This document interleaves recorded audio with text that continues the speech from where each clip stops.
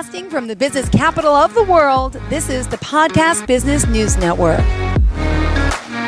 Welcome back to the show. We are joined by Wendy Scott, our professional closet designer at Timeless Closets and Cabinetry. Excited to have her back here for her podcast series. And boy, oh boy, she's been teaching us so much over the past few months. And I lost my camera there. What happened? It's only a closet. Welcome back. How are you? I'm great, Jill. How are you? I'm doing well, sweetheart. Thank you. Pleasure to have you here as a staple in the business. I know you've been doing this for over 20 years. So tell us a little bit about what you do and, of course, how we can contact you. So Timeless Closets and Cabinetry, and that is how you find me on all of my social media platforms, including LinkedIn now, but I'm terrible at LinkedIn, so just don't call me there. Wendy at timelesscc.com, and we're doing custom closets and specialty pieces all throughout the house. Awesome. Excited to have you back here today. And there's always something going on in your world. How's everything been? What have you been doing? How's the work been before we get started? Are you busy? Is this like busy season for you, or is it? It's weird. Yes, I am extremely busy. Need help. Do you want a job? Yes, I do. I wish I lived closer. So, it's crazy. You would think that it slows down, but it really hasn't. Okay. I'm still doing pretty good. Great. So, all right. Well, excited to have you here. And for today, what is our area of focus? So today we're going to talk about aging in place and how to design a custom closet for that purpose. Okay. And the reason I thought about this, because I had a guest for today and we had to move her to the end of the month. So I'm like, oh no, what am I going to talk about? Well, I went to a client and it wasn't an assisted living. It was more like an independent living, where it's this crazy place where you walk into what looks like a hotel, but it's for elderly.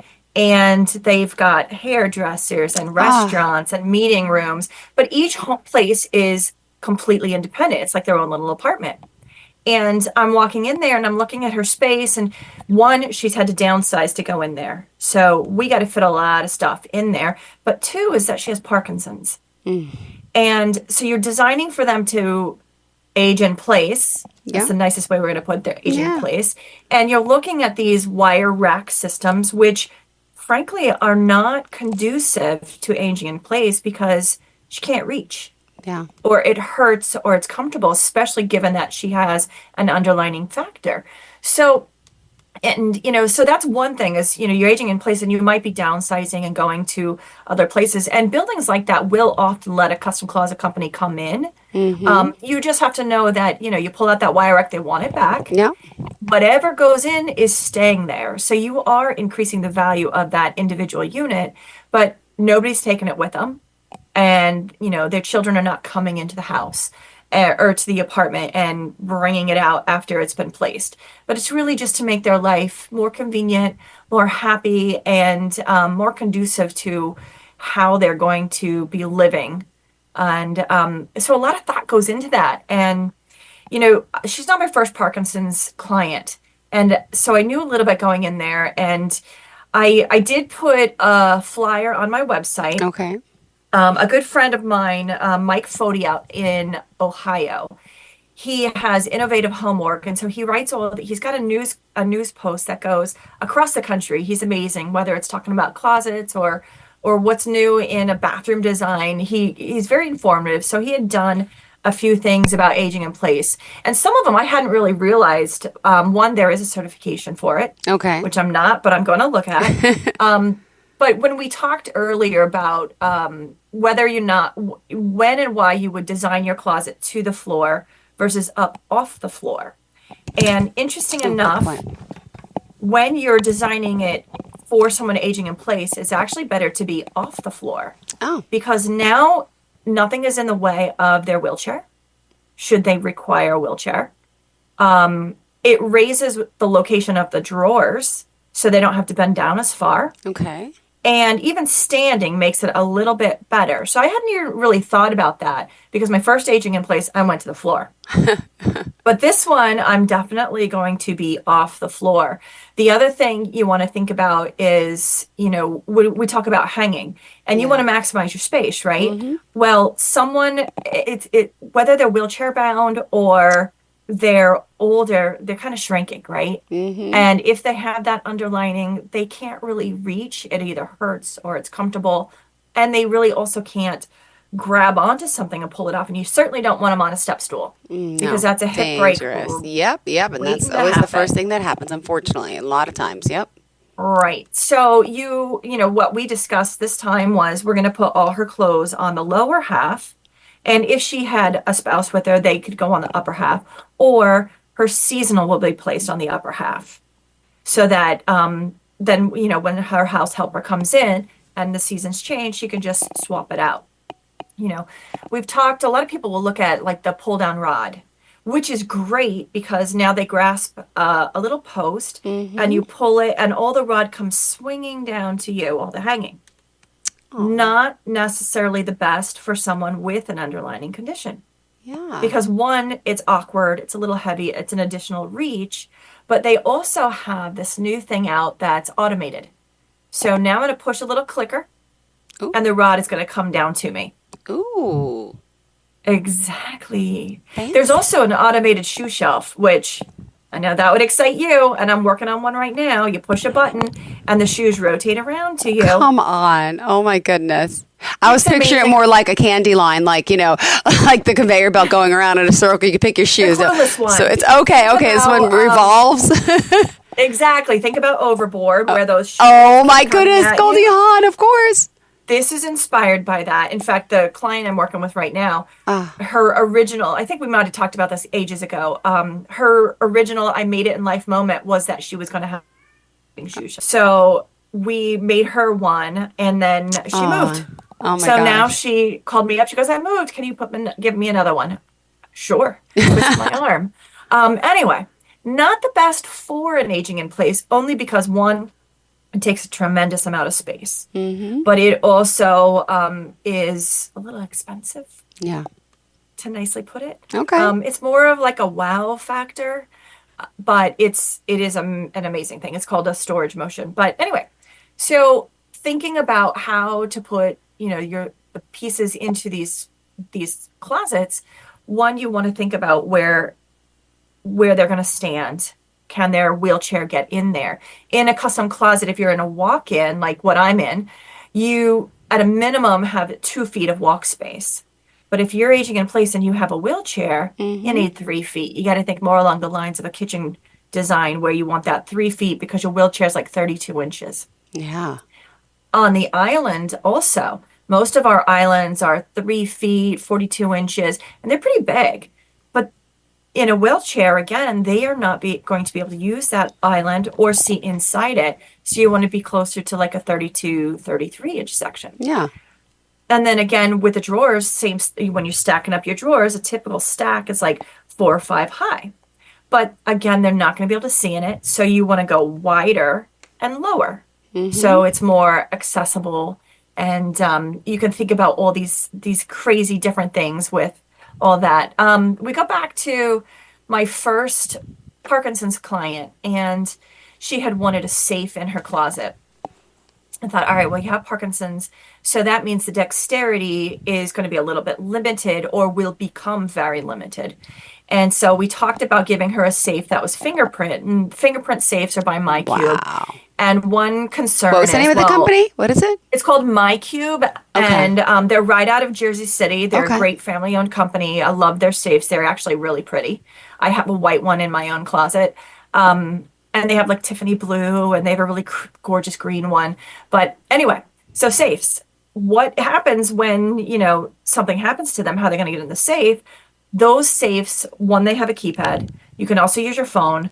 There is a key, and they hold, I believe, 7 fingerprints. Okay. So you could do like the spouse or the child or whatever.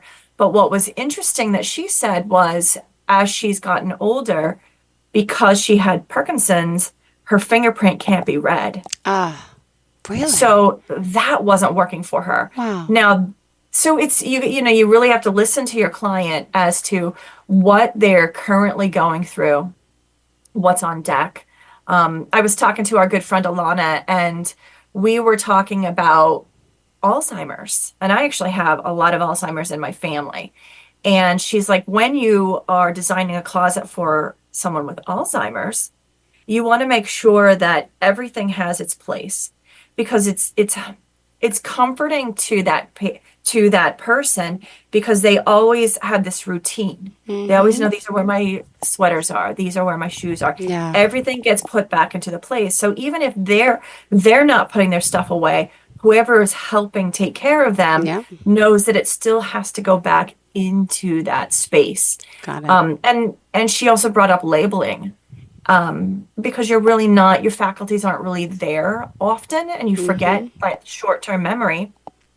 So you at least can see that label on that shelf that will say, oh, this is where my dress pants go. Yeah. Or this is where my dress pants are, because you're just missing that connection. So by having everything perfectly organized, as well as possibly labeled, whether it's the homeowner that has the illness or the caregiver taking care of them, they can keep that routine, which keeps that comfort and keeps them kind of, comfortable Functioning and and it's good to keep active. It's funny. I visited. It was a few months ago. I went to my friend's.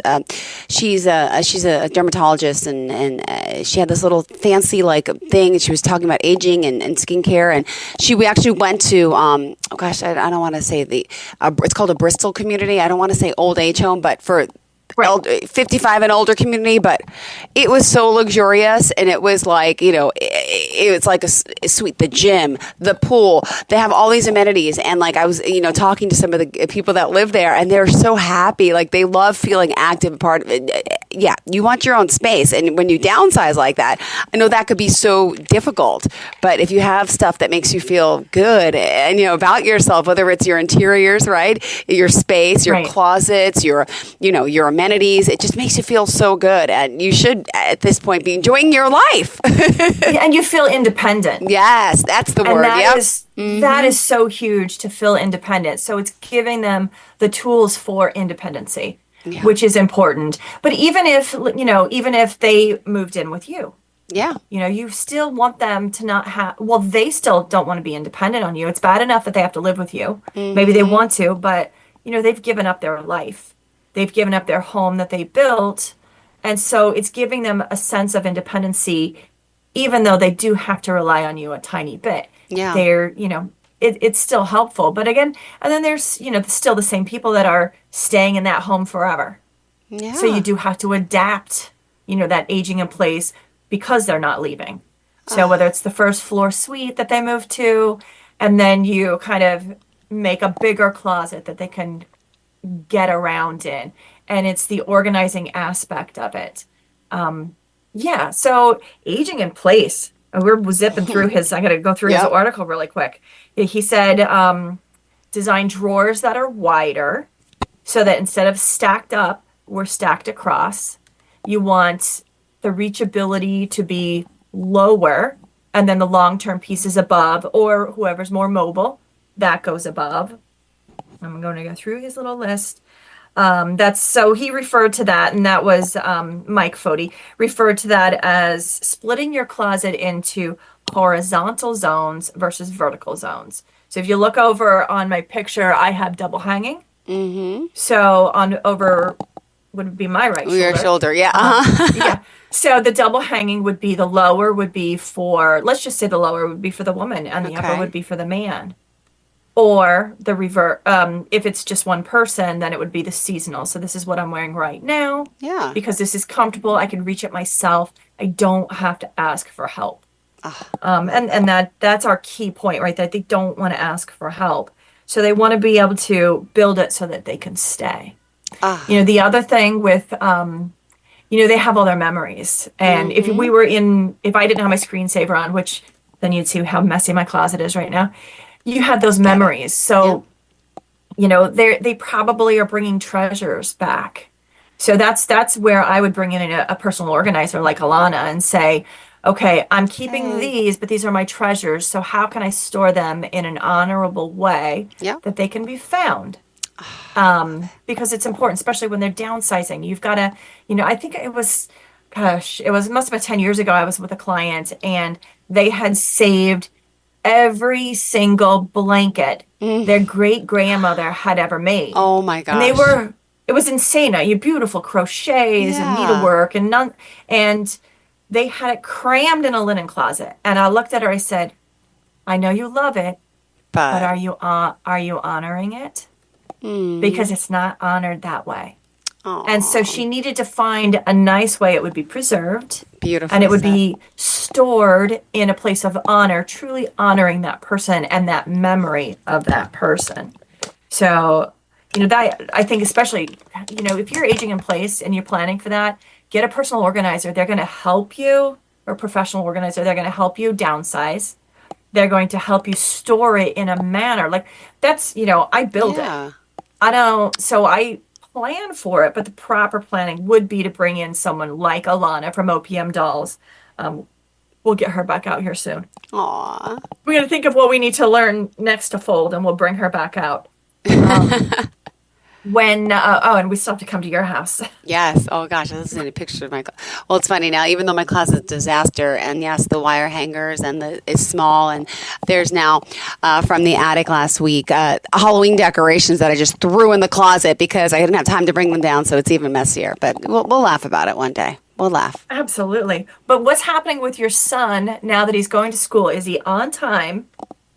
And did he set the timer? And how's that organizing, getting him in and out of the house on time? We have not. We were on vacation, right? Last week we were in Turks and Caicos. Right. We have not set the timer, but we had a lot better mornings. Things are going a lot smoother with, I don't know what happened, what got into him. I don't know if it's fourth grade. He's been kinder, nicer, politer, and he's been pretty good. It's still leaving the house, on the iPad and everything. Right. And it's like today I had to go to take my other son to go to allergy shots, and he did it all by himself. He got on the bus by himself. I called. I said, "Okay, are you there?" He's like, "I got everything done." I'm like, "You brushed your teeth? You washed you brushed your teeth? You did your hair? I'm all done." And he went to. And then I watched on the cameras. He walked out to the door. I was like, "So he's getting a little more responsible." I didn't even have to set the timer yet. Nice. Yes. I like it. Yeah. That's fantastic. I'm excited. Yeah, maybe it's just maturity thing. I don't know. I mean, well, listen, boys do mature later. Mm-hmm. Hate to break it to you. And then eventually they'll get a little bit better. And then high school, good luck. Oh, gosh. Thank you. Yeah, crazy town. We're talking, I'm going through my Mike Footy notes. And if you have the space, one of the things was to make the closet units deeper. Yeah. So what's typical is like 14, 16, 12 inches deep. 12 inches is really for shoes. 14, 16 is shelves. And that's that perfectly folded sweater or shirt on a shelf, right? Yeah. But if you can't reach, it's better to make it a little bit deeper so that you have them stacked one across from each other. And in the article, you'll see where he's interviewing a good friend of ours, a mutual friend named Denise Butchko. And she's out in Chicago, and she says, well, that's true. However, if they can't reach it because they don't have the mobility, then that doesn't make sense. Yeah. So you really have to pay attention to the client or pay attention to your parent as you're helping them design these spaces of what the future looks like down the road. Will they be able to reach things? Will they be able to access it? Will they be able to maintain an independence? And how do you build that for them? Mm-hmm. He goes on to talk about access of doors. You're adding on to these spaces, and you want to make sure that because a closet door is not necessarily required to be wheelchair friendly. You're right. So if you're creating this new space, you might want to look at the barn doors or making the slider sure it's wide doors. enough. Yes. The slider doors, the barn door, and maybe it's not just the wheelchair. We talked about my dad 2 weeks ago, and while he never hit the wheelchair, he had the walker towards the end. So you've got to be able to know that they're going to have something, and then where's that piece going to be stored? Yeah. Do they have a cane? Where's that cane going to be stored? They're now traveling. Where are you putting a convenient overnight bag for them so that they can grab and go? And can't be high up. No. Mm-mm. Correct. Because then they're going to smack themselves in the head. Totally. I would do the And same, it's not no matter gonna what be age. comfortable. But Yeah, I don't even want to know where your overnight bag is, Jill. I can only imagine. it's in the basement, and it's actually on the steps right now because I was traveling, so my suitcase and Right. everything are still just shoved into the basement, not even in the storage area in the basement yet. It's a mess. Yeah, You're getting there. I am. Oh, and then I keep a carry-on in my on my bathroom floor with like all my toiletries and stuff in it, just in case I have to go somewhere. So I have two. Yeah. Well, you need it for work, stays on too, my 'cause bathroom you're all floor. over the place. It stays in my bathroom floor now, and then don't forget, I can't even use my shower because my shower space, like I use my bathtub, and then I have the shower where the kids shower, which is kind of what we use. Then my shower is full of bins of clothes that I took out of the attic last year that I have not taken out to like get rid of. We just need to do a whole episode on Jill. Oh God, how Jill. embarrassing! We'd walk around like on a live FaceTime, and you'd see like disaster. But I don't mind. I'm an open book. It's bad though. Well, It's bad. When I headed down to North Carolina, Alana was actually headed up to you.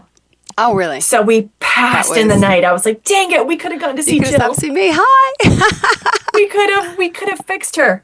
Oh my gosh. No, Jill, we love you. You're Thanks. good. Thanks. I'm going to go through toe kicks. We talked about the wall hung off and making sure that their feet can stand. And again, it brings up the reach so that they're comfortable.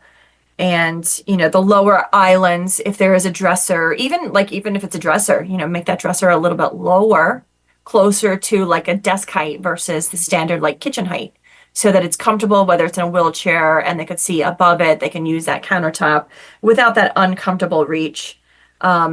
The baskets, there are new baskets like hampers, and I may have showed it to you before, like, your dirty clothes. Where are you putting your dirty clothes? Is it in a basket they can easily grab and go? The old hampers were actually very, very heavy, and I used to have my client be like, oh, I like that one. That one's less expensive.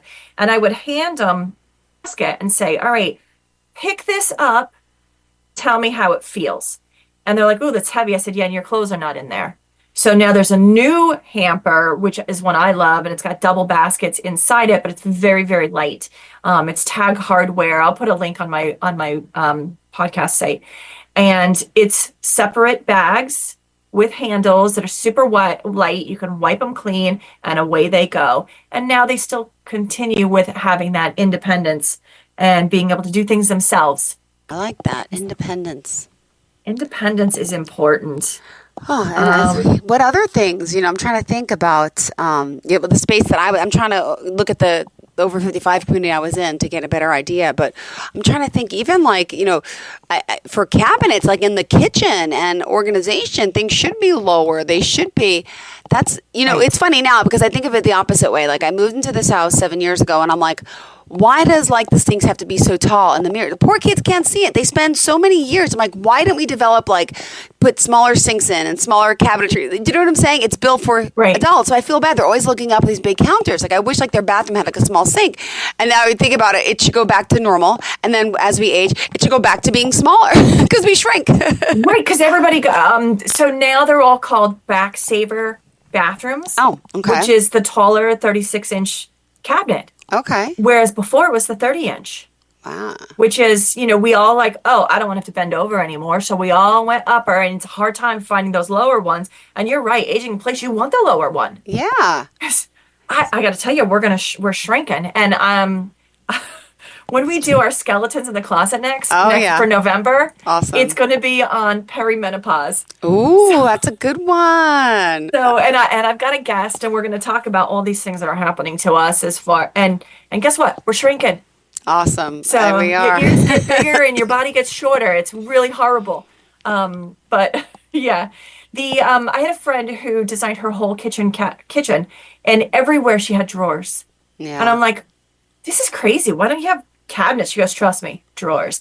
But she's right, because she was planning for the future. So it's much easier. The lady I was with on Monday, she had these cabinets, and they had these deep shelves, and she goes, can't get into these. I can't use them. Can you put a pull out in there? I'm like, let me see what I can find. It's not what I do. Let me see what I can find. But that's it. You can't use it. Yeah. Especially as you get older, it's not convenient, and it just becomes a place to store clutter. And then Alana comes home and yells at you. So It all circles back to our crazy friend Alana, doesn't it? It does. Aw. Yeah. So, but you're right. It's throughout the whole house. And I had asked her about the safe, and she goes, "Well, I have everything on this desk." And I said, "Okay, but what about your important things? Will somebody know where the important stuff is to find?" And now I'm going to give you my last, because we only have 2 minutes left. This is terrible, but the knock box. Ooh. Have you heard of that? It's No. NOKBOX. So next of kin box. Okay. I'll put it on my website. Google it. It is amazing. Okay. So when, God forbid something happens, right? What happens to your family? Who's going to step in and know what to do? Mm-hmm. And the next of kin box is this fireproof box. And I highly recommend every family has them. And it has all your mortgage docs, your car payments, your automatic subscriptions. Okay.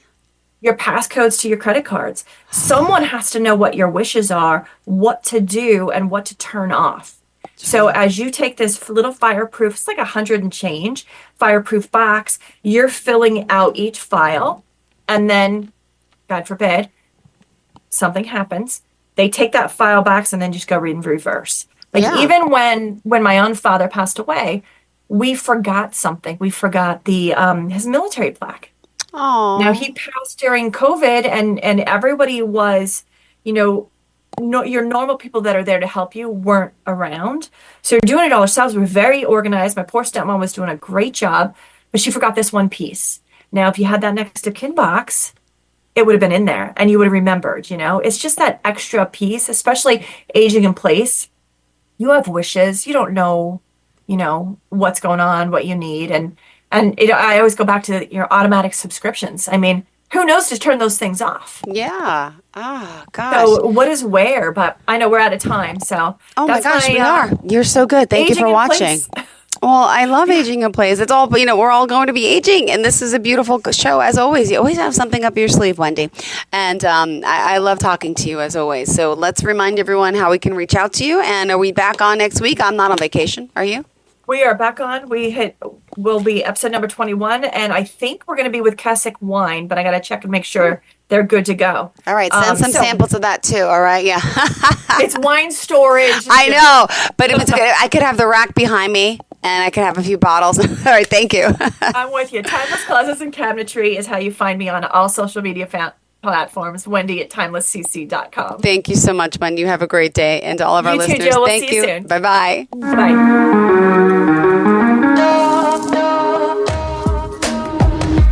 Broadcasting from the business capital of the world, this is the Podcast Business News Network. When it comes to making plans, you are the best. What about those round trips that you plan in advance, which are perfect on your way there and perfect on your way back? Or those meetings with friends for which you make a group chat 3 months before so that nobody or anything is missing? Or your daughter's first birthday party. You planned it with such dedication that instead of the first, it felt like our 15s. The same way you plan each detail for those moments.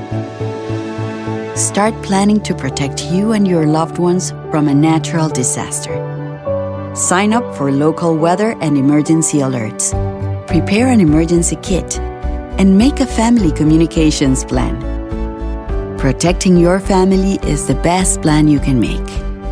Get started at ready.gov/plan. Brought to you by FEMA and the Ad Council.